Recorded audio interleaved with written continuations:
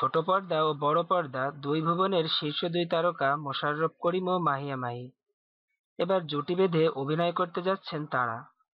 ছবিটির নাম ফালতু, পরিচালনায় ওয়াজেদ আলী সুমন।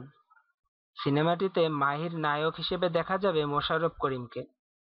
ছবির নির্মাতা সুমন জানান, অনেক কাঠখড় পুড়িয়ে অবশেষে মোশাররফ মাহির শিডিউল একসঙ্গে মিলেছে। সেপ্টেম্বর মাসের 7 তারিখ থেকে শুটিং শুরু করতে যাচ্ছি। গাবতলী, সদরঘাটেও শুটিং হবে।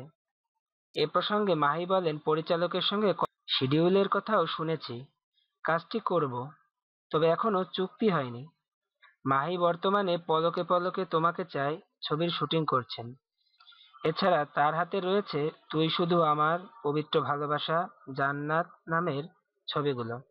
অন্যদিকে মোশাররফ করিম বড় পর্দায় অভিনয় করেছেন দারুচিনি দ্বীপ, third person singular number, television, প্রজাপতি, জালালের গল্প, অজ্ঞাতনামা ছবিগুলোতে।